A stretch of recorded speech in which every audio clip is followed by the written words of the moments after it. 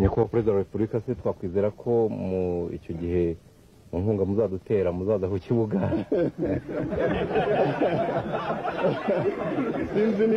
sinzi niba makuza ku kibuga nazanda kandi umupira burya ndawukunda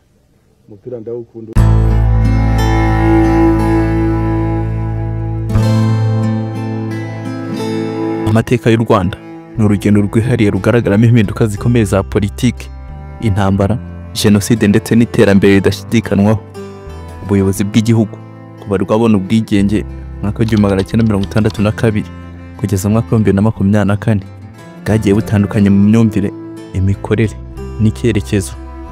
Kumenya abayoboye u Rwanda muri iyi myaka 62 bishyira ahagaragara uko igihugu cyahinduraga ubuyobozi mu buryo bw'imiyoborere, gishyira imbere ubwiyunge, iterambere ndetse n'umutekano nyuma y'amahano ya jenoside yakorewe abatutsi. Muri iki cyegeranyo turasesengura buri muyobozi wagiye ayobora u Rwanda, kigaragaza igihe yayoboye, ibikorwa by'ingenzi yakoze ndetse n'ingaruka byagize ku mateka y'igihugu.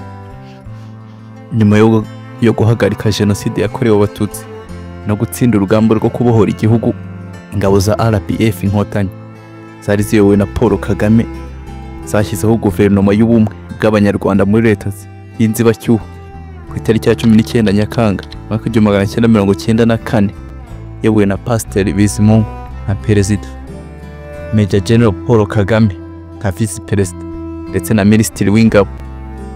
Wumva Ndayishimiye Fabrice ugezaho iby'ubwenge byubaka umubiri ndetse na roho.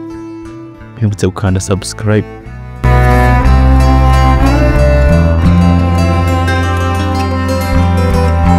Byaranze ubutegetsi bwa Dominique Mbonyumutwa mu mwaka wa 1961 kugeza mu mwaka wa 1962. Dominique Mbonyumutwa yabaye perezida wa mbere w'u Rwanda mu gihe cy'inzibacyuho kuva kwa mbere Mutarama mwaka wa 1961 kugeza kwa 26 Ukwakira mwaka wa 1961, mbere y'uko u Rwanda rubona ubwigenge mu buryo bwemewe kwa mbere Nyakanga mwaka wa 1962. Ubuyobozi bwe bwaranzwe n'impinduka zikomeye muri politiki y'igihugu, by'umwihariko ihanurwa ry'ingoma ya cyami no gushyiraho repubulika ya mbere. Ibyaranze ingoma ya Dominique Mbonyumutwa reka tubihere ku mpinduka zabaye muri politiki ndetse n'ihanurwa ry'ubwami. Mbonyumutwa yabaye umuyobozi wa guverinoma y'inzibacyuho nyuma y'ihirikwa ry'ubutegetsi bw'ubwami bwari buyobowe n'umwami Kigeli wa gatanu Ndahindurwa. Tariki ya 28 Mutarama mwaka wa 1961 mu nama yiswe Kongere ya Gitarama, abatavuga rumwe n'ubwami bafashe icyemezo cyo gukora ingoma ya cyami no gushyiraho repubulika. Mbonyumutwa wari umwe mu bayobozi ba MDR Parmehutu isatorerwa kuba perezida by'agateganyo. Ariko ibyaranze ubuyobozi tubikomereze ku gushyiraho inzego za repubulika. Dominique Mbonyumutwa yayoboye gahunda yo gushyiraho inzego za repubulika, harimo inteko ishinga amategeko, ubuyobozi bw'intara n'amategeko mashya asimbura y'ubwami. Dominique Mbonyumutwa kandi yarashyigikiwe cyane n'abayoboke ba MDR Parmehutu, ishyaka ryari riharanira uburenganzira bw'abaturage b'abahutu byashinjaga ubwami ivangura n'igitugu. Dominique Mbonyumutwa kandi yashyize imbaraga mu gushimangira ubutegetsi bw'abaturage cyangwa se demokarasi populaire. Ubutegetsi bwe bwashyize imbere igitekerezo cy'uko ubuyobozi bugomba gushyirwa mu maboko y'abaturage cyangwa se demokarasi, mu rwego rwo guhashya ubutegetsi bushingiye ku miryango y'abenegihugu b'ibwami. Ibyo byakurikiwe no guha imbaraga amatora n'imitwe ya politiki mu rwego rwo gutegura amatora yemewe mpuzamahanga yarateganyijwe mbere y'ubwigenge. Mu buyobozi bwe kandi hagaragayemo ibisigisigi by'ivangura ry'amoko. Nubwo Dominique Mbonyumutwa yari mu buyobozi bw'inzibacyuho, ubutegetsi bwe bwatangiye kugaragaza imirongo ishingiye ku moko, bigaragazwa n'itotezwa ry'abatutsi bamwe, byakurikiwe n'impunzi nyinshi zahunze igihugu mu mwaka wa 1959 kugeza mu ntangiriro z'1960. Dominique Mbonyumutwa yagize uruhare mu gutegura amatora yaje kuzamura Girigori Kayibanda ku butegetsi, akomeza politike y'irondabwoko n'itonesha ry'abatutsi. Ibyaranze ingoma ya Dominique Mbonyumutwa kandi reka tubikomereze ku gutegura inzibacyuho yagiye ku matora ya Repubulika. Mbonyumutwa ntiyayoboye igihe kirekire, ariko yayoboye mu gihe cy'ingenzi cyo kwimakaza impinduka za politiki, cyane cyane gusezera ubwami, gushyiraho Repubulika no gutegura amatora y'1961. Kwa 26 Ukwakira umwaka 1961 hatowe perezida mushya ariwe Girigori Kayibanda. Mbonyumutwa ahita ava ku butegetsi. Ubuyobozi bwa Mbonyumutwa Dominique bwari ubw'inzibacyuho, ariko bufite uruhare rukomeye mu mateka ya politike y'u Rwanda. Yayoboye igihe gito, ariko mu gihe cy'impinduka zifite uburemere bukomeye, gukuraho ubwami, gushyiraho Repubulika no gutegura inzego z'ubuyobozi bushya. Ubuyobozi bwe bwanatangiye gusiga ibimenyetso by'ivangura ry'amoko byaje kuganza mu bihe byakurikiyeho, bikagira ingaruka zikomeye mu mateka y'u Rwanda. Reka ibyaranze ubutegetsi bwa Dominique Mbonyumutwa tubisubikiraho, ahubwo twirebere ibyaranze ubutegetsi bwa Girigori Kayibanda. Kuva mu mwaka w'1962 kugeza mu mwaka w'1973, Girigori Kayibanda niwe wabaye perezida wa mbere w'u Rwanda rwigenga kuva ku itariki ya 1 Nyakanga 1962 kugeza ku itariki ya 5 Nyakanga 1973. Yari umuyobozi wa MDR Parmehutu, Mouvement Démocratique Républicain Parmehutu, ishyaka ryashyize imbere guhirika ingoma ya cyami no kuzana Repubulika ishingiye ku baturage.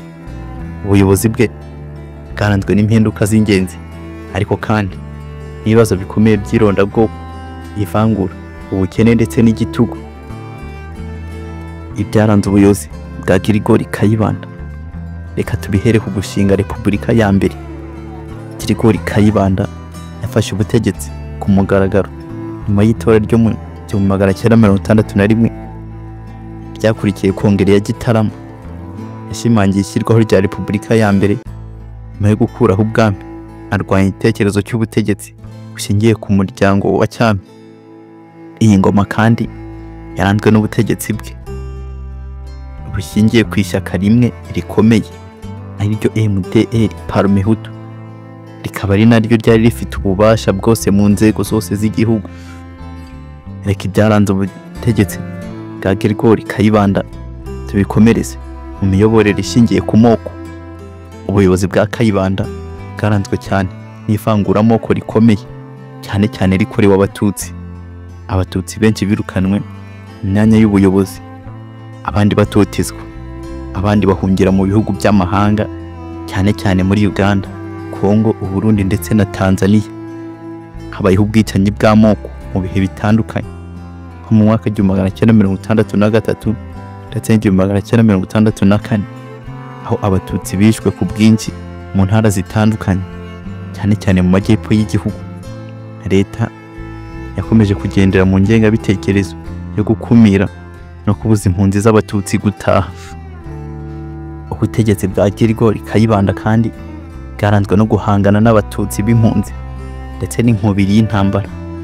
Guverinoma ya Kayibanda yakomeje kwanga impunzi z'Abatutsi zabaga hanze y'igihugu, zitangiye gukoresha intwaro mu rugamba rwo kwigarurira uburenganzira bwabo.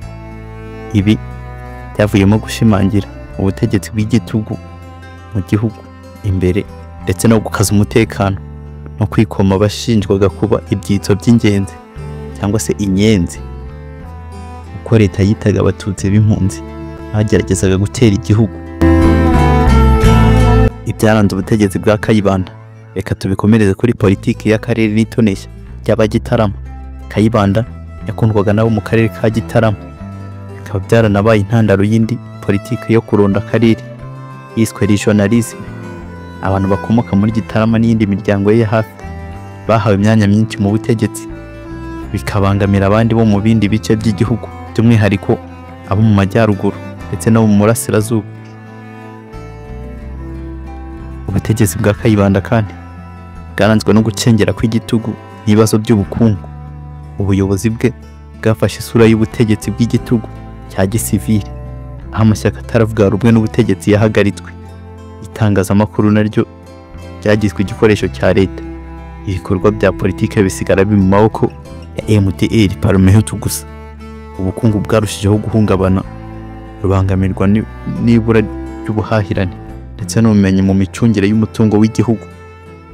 Ubutegetsi kandi bwaranzwe n'ihirikwa ku butegetsi mwaka 1973. Kuwa 5 Nyakanga mwaka 1973, Gregory Kayibanda yahiritswe n'igisirikare cyari kiyobowe na Juvenal Habyarimana, anamusanze ari mu ishyaka rye. Habyarimana yavuze ko ariyo nzira yo kurwanya ivangura ry'amoko n'iryo mu turere ndetse no kugarura ituze mu gihugu cyari cyugarijwe n'ihungabana rikomeye. Kayibanda yafunzwe imaze gupfira muri gereza mwaka 1976 mu buryo budasobanutse neza. Ubuyobozi bwa Kayibanda bwaranzwe n'impinduka ya politiki ya mbere mu mateka y'u Rwanda rwa Repubulika. Yagize uruhare mu guhindura inzego za leta, ashyiraho repubulika ishingiye ku baturage, ariko anashyiraho ubutegetsi bushingiye ku moko, ivangura ndetse n'igitugu. Yagize uruhare mu guteza urwango n'amacakubiri, byatumye habaho ibihe bikomeye by'ubwicanyi, ubuhunzi no guhungabana k'umutekano w'igihugu. Nubwo abamushyigikiye bavuga ko yaharaniraga uburenganzira bw'abaturage basuzugurwaga ku ngoma ya cyami, amateka yamushyize mu ruhande rw'abayoboye igice cy'amateka y'u Rwanda yiganjemo akarengane, urwango ndetse n'ubusumbane bwimakajwe n'ubutegetsi. Reka ibyaranze ubutegetsi bwa Gregory Kayibanda tubisubitiraho, ahubwo turebe ibyaranze ubutegetsi bwa Juvenal Habyarimana. Mu mwaka 1973 kugeza mu mwaka 1994, Juvenal Habyarimana yabaye perezida wa gatatu w'u Rwanda kuva ku itariki ya 5 Nyakanga mwaka 1973 kugeza ku itariki ya 6 Mata mwaka 1994, igihe yapfiriye mu mpanuka y'indege yasiba imbarutso ya jenoside yakorewe Abatutsi. Yafashe ubutegetsi ahiritse Gregory Kayibanda abinyujije muri coup d'etat ya gisirikare.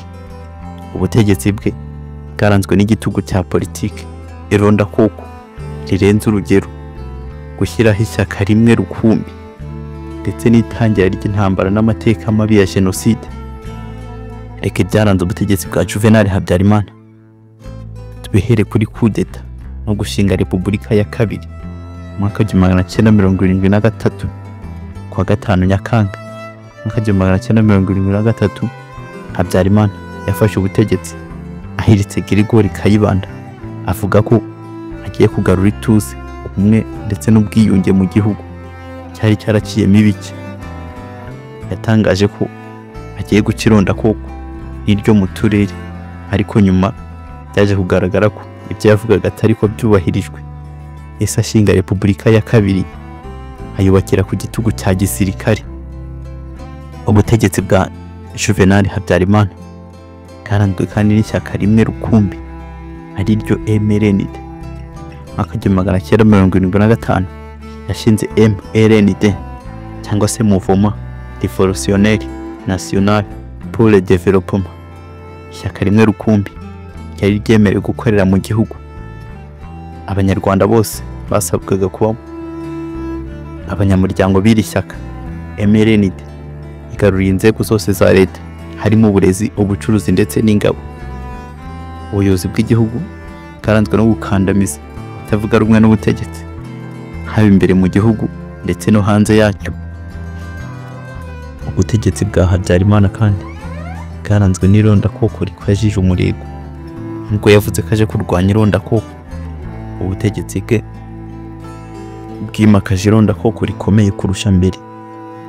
Abatutsi bari bararokotse ubwicanyi bwo mu bihe bya Kayibanda ntibahawe uburenganzira, batemererwa kwinjira mu gisirikare, kaminuza cyangwa se mu myanya y'ubuyobozi. Politiki y'ibipimo by'amoko yashyizweho mu mashuri n'akazi, abatutsi bahabwa kota nto cyane, ntibagombaga kurenza 9% muri gahunda z'igihugu. Abahunze ntibemerewe gutaha, ndetse igihugu kibabwira ko nta mwanya bafite mu Rwanda. Reka ibyaranze ubutegetsi bwa Juvenal Habyarimana tubikomereze kwihinduka ry'ubukungu ndetse n'ubushobozi bwo gucunga igihugu. Habyarimana yayoboye igihugu igihe cyari gifite umutekano usesuye, bityo ubukungu butangira kuzamuka gahoro. Yahereweho isura ya perezida w'umutekano, ariko ubukungu bwaje kugwa cyane mu myaka y'1980 kubera ibibazo bya politiki n'amafaranga y'imfashanyo ashingiye ku bucuti n'Ubufaransa. Mu myaka ya nyuma igihugu cyari gishingiye ku nguzanyo, imfashanyo z'amahanga n'inyungu z'abari bashyigikiye MRND. Reka byaranze ubuyobozi bwa Juvenal Habyarimana tubikomeretse ku gushyiraho inzego z'ubutegetsi bw'igitugu. Habyarimana yashyize inzego zikomeye z'umutekano arizo akazu, ingabo n'amashyirahamwe ya gisivili nk'interahamwe, byakoreshejwe mu guhiga no kurandura abatavuga rumwe na leta. Yashyigikiwe n'itsinda rito ry'abantu bo mu karere ka Gisenyi rizwi nka akazu, cyagize uruhare rukomeye mu miyoborere y'igihugu, cyane cyane imyanzuro ya politiki ndetse n'umutekano. Reka byaranze ubutegetsi tubikomereze ku ntambara n'amasezerano ya Arusha mwaka 1990 kugeza mu mwaka 1993. Kuwa mbere Ukwakira mwaka 1990 inyeshyamba za FPR Inkotanyi zagabye igitero zivuye mu gihugu cya Uganda zisaba kugaruka mu gihugu no kurwanya ivangura. Iyi ntambara yasunitse u Rwanda kujya mu biganiro by'amahoro byabereye i Arusha muri Tanzania. Amasezerano ya Arusha yasinywe mwaka 1993 yemera gusaranganya ubutegetsi na FPR. Abashinzwe ingoma ya MRND ntibayashyigikiye, batangira gukwirakwiza urwango mu itangazamakuru no gukangurira abaturage gutera jenoside ndetse no kuyitegura. Reka ibyaranze ubutegetsi kandi tubikomereze ku rupfu rwa Habyarimana ndetse n'itangira rya jenoside mwaka 1994. Kuwa 6 Mata mwaka 1994 indege yari itwaye Habyarimana hamwe na perezida w'u Burundi Cyprien Ntaryamira yarahanuwe hafi ya Kigali. Ibi byabaye imbarutso ya jenoside yakorewe abatutsi. Itangira uwo mwanya nyuma y'urupfu rwe, guverinoma y'agateganyo yihutiye gushyira mu bikorwa umugambi wa jenoside wari umaze igihe utegurwa.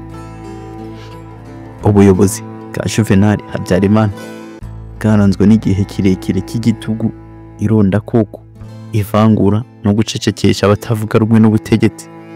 Nubwo yageze ku rwego rwo kubaka umutekano n'ubukungu buringaniye mu myaka ya mbere, yaje kugira uruhare mu kudindiza amahoro, gutoteza abaturage bamwe no kwemera gushyigikira jenoside yakorewe abatutsi.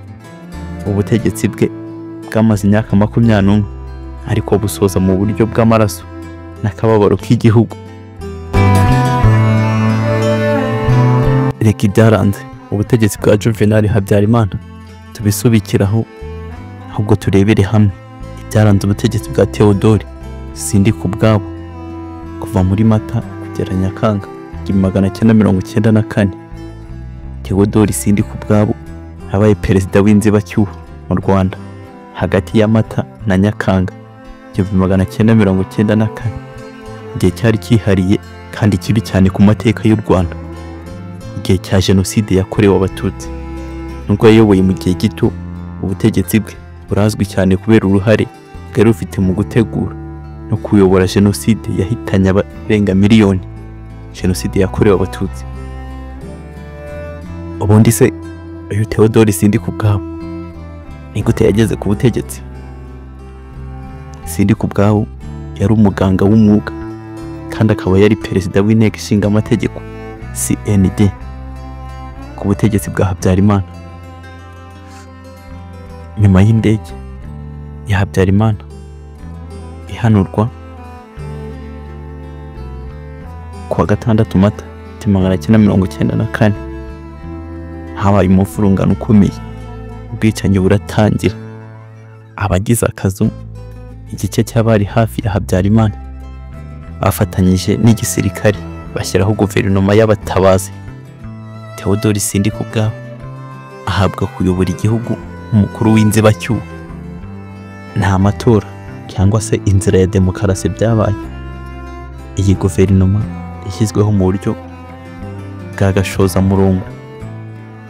Ubuyobozi bwa Theodore Sindikubwabo bwabaye kandi ubuyobozi bushingiye kuri jenoside. Guverinoma ya Sindikubwabo yafashe icyemezo cyo kwihorera ku bwicanyi bwakorewe abayobozi bakuru b'igihugu aribo Habyarimana ndetse n'abandi. Ivuga ko abatutsi bose ari abanzi b'igihugu. Sindikubwabo ubwe yagize uruhare mu gukangurira no gutiza umurindi jenoside, aho yagiye mu bice bitandukanye by'igihugu asaba abayobozi gutangira gukora akazi. Ijambo ryakoreshejwe risobanuye kwica abatutsi. Ijambo rye ryo mu karere ka Butare aho yari yagiye asaba abayobozi kugendera ku bandi bari bamaze gutangira kwica, rirazwi cyane nk'urugero rugaragaza uruhare rwe mu gutiza umurindi jenoside yakorewe abatutsi. Ubuyobozi bwa Theodore Sindikubwabo kandi bwagaragaje gushyigikira imiyoborere y'igitugu ishingiye ku ivangura. Yafatanyije na Minisitiri w'Intebe Jean Kambanda na bagenzi be mu gushyiraho gahunda ihamye yo kurimbura abatutsi mu gihugu bose, bafashijwe n'inzego za gisivile, abayobozi b'imidugudu ndetse na ba burugumesitiri, iz'umutekano arizo polisi ndetse n'igisirikare, imitwe y'abicanyi nk'interahamwe ndetse n'impuzamugambi. Sindikubwabo nk'umukuru w'igihugu ntacyo yakoze ahagarika ubwicanyi, ahubwo yabwongereye ingufu, bigaragaza ko ubutegetsi bwe bwaranzwe no kurebera ndetse no kureberera no gutegeka jenoside. Reka turebere hamwe kandi ihungabana ry'igitugu ndetse n'iherezo ry'ubutegetsi bwe. Mu gihe cy'ubuyobozi bwe, ingabo za FPR Inkotanyi zari zimaze gutera igihugu ziturutse mu majyaruguru zirwanya jenoside no guhagarika leta y'ivangura. Mu kwezi kwa Nyakanga 1994 FPR Inkotanyi yari imaze kwigarurira umurwa mukuru Kigali, bituma guverinoma ya Sindikubwabo ihungira muri Gisenyi, hanyuma ikambuka igana muri Zaire. Ubu ni muri Repubulika Iharanira Demokarasi ya Kongo. Sindikubwabo yahungiye muri Zaire, aho bivugwa ko yapfiriye mu buhungiro mu 1998. Ubuyobozi bwa Theodore Sindikubwabo bwaranzwe n'uruhare rugaragara kandi rutaziguye n'ico by'abatutsi muri jenoside mu 1994. Ubwo yayoboye igihe gito, yagiye ku butegetsi mu buryo butemewe n'amategeko, ashyigikira guverinoma yakoze ibyaha bikomeye byibasiye inyokomuntu. Sindikubwabo akomoka mu bagize guverinoma y'abajenoside, agasigara ari umwe mu bayobozi b'u Rwanda bashinjwa uruhare rukomeye mu mateka y'amaraso yamenetse mu mezi 3 gusa. Yahinduye isura y'igihugu n'isi yose. Yakurikiwe n'ubuyobozi bwa Pasiteri Bizimungu nyuma ya jenoside. Rimwe mu byaranze ubutegetsi bwa Pasiteri Bizimungu kugeza yeguye. Pasiteri Bizimungu atarahunga u Rwanda mbere y'1990 yari umuyoboke w'ishyaka MRND ryari riri ku butegetsi ku ngoma ya Juvenal Habyarimana.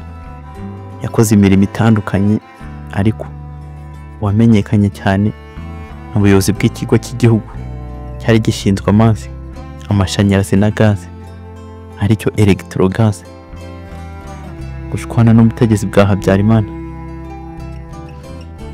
bakomokaga hamwe ariho Gisenyi. Pasiteri Bizimungu yabitewe n'iyicwa ry'umuvandimwe we Koloneli Muyaya wari mu gisirikare cy'u Rwanda, wishwe ku kagambane k'umugore wa Habyarimana Agathe Kanzinga, amuziza ko yaratangiye kubangamira imikorere y'akazu cyangwa se agatsiko k'abategetsi bicaga bagakiza kari kiganjemo abo mu muryango wa Habyarimana. Bizimungu yahunze u Rwanda mu 1990 ajya mu Bubiligi, yinjira mu muryango wa RPF Inkotanyi, umushinga itumanaho n'itangazamakuru, anawuhagararira mu masezerano y'amahoro ya Arusha, Tanzania mu 1993. Ni amasezerano atarigeze ahabwa agaciro n'ubutegetsi bwa Habyarimana kuko nawe ubwe yayitaga ibipapuro, akaza no gukurikirwa na jenoside yakorewe abatutsi nyuma y'icwa rye tariki ya 6 Mata 1994, ariko ikaba yari imaze igihe itegura. Inkotanyi zimaze kubohora u Rwanda zihagarika jenoside tariki ya 4 Nyakanga 1994.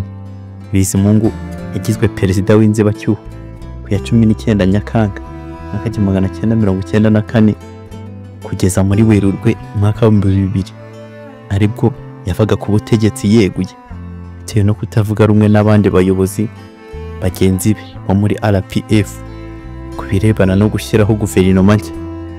Amaze kwegura yashyizeho ishyaka rya politiki aryita Ubuyanja, ariko ntiryamaze kabiri kuko ryagiyeho mu buryo bunyuranyije n'amategeko. Habura igihe gito ngo Bizimungu atabwe muri yombi. Paul Kagame wari perezida w'agateganyo yamugiriye inama yo kutishora mu bikorwa bya politiki itandukanye abanyarwanda, ariko Bizimungu aratsimbara. Yatawe muri yombi mu 2000 ashinjwa ibyaha birimo kunyereza umutungo wa leta, gushaka guteza amacakubiri ashingiye ku moko no kurema umutwe w'abagizi ba nabi mu gihugu cyari kigifite ibikomere cyatewe na jenoside yahitanye abarenga miliyoni mu minsi 100 gusa. Mu 2004 Bizimungu yatsinzwe urubanza akatirwa igifungo cy'imyaka 15. Mu 2006 ashuje asaba gukurirwaho igihano, avuga ko urubanza rwe rwari rufite impamvu za politiki, ariko aratsindwa. Nyuma niko kwigira inama yo kwandikira Perezida Kagame amusaba imbabazi. Pasiteri Bizimungu yahawe imbabazi z'umukuru w'igihugu ku itariki ya 9 Kanama 2007. Icyo gihe Perezida Kagame yaramaze amezi 3 ateruye kuyobora igihugu nka Perezida wa Repubulika binyuze mu matora. Niyo matora ya mbere yabaye mu Rwanda akitabirwa n'amashyaka ya politike menshi kuva u Rwanda rwabona ubwigenge mu 1962.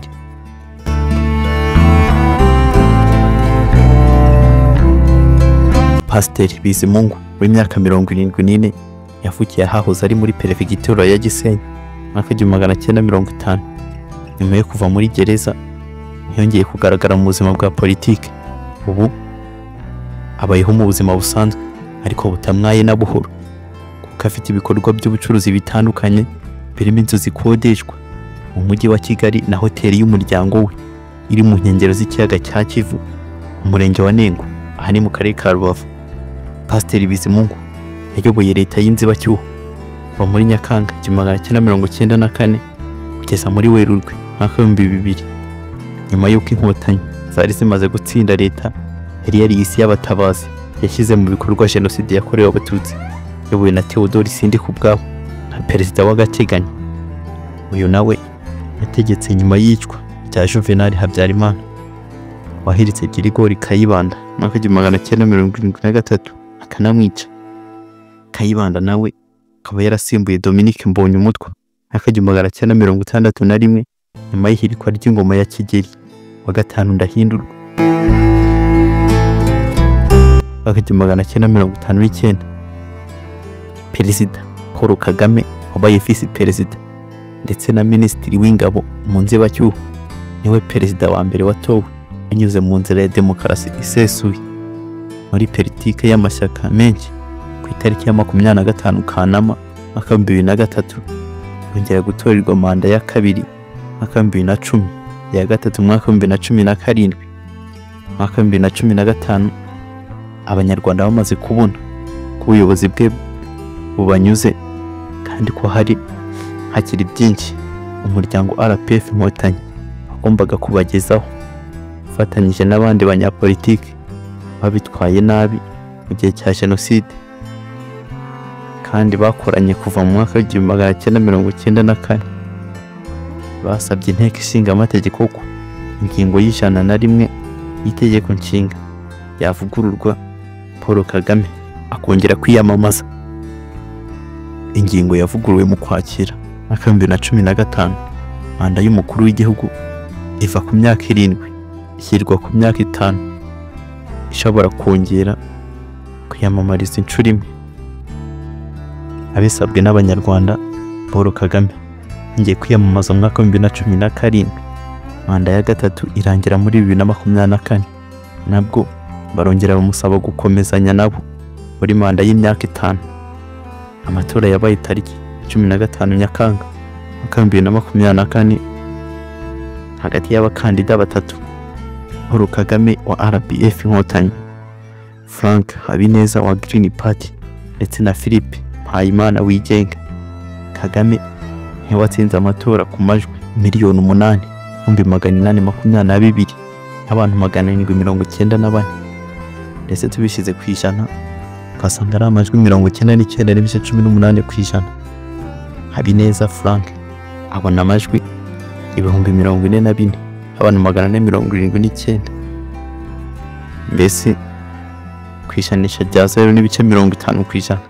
Ese Philippe Mpayimana agira amajwi 28,028 n'abantu 466, biri kwishanisha rya 0.32%.